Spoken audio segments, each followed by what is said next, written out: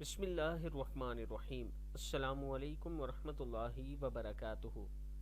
آج جو دعا میں اپنے چاہنے والوں کو بتانے جا رہا ہوں یہ بہت ہی پیاری اور مختصر دعا ہے جو حضور اکرم صلی اللہ علیہ وآلہ وسلم کے روزہ مبارک کی جالیوں پر لکھی ہوئی ہے، اور اللہ تعالیٰ نے اس کلمے میں حضور اکرم صلی اللہ علیہ وآلہ وسلم کی تمام تعریفیں یکجا کر دی ہیں۔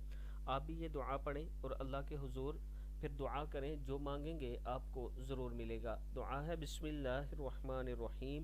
لا الہ الا اللہ الملک الحق المبین محمد الرسول اللہ صادق الوعد الامین۔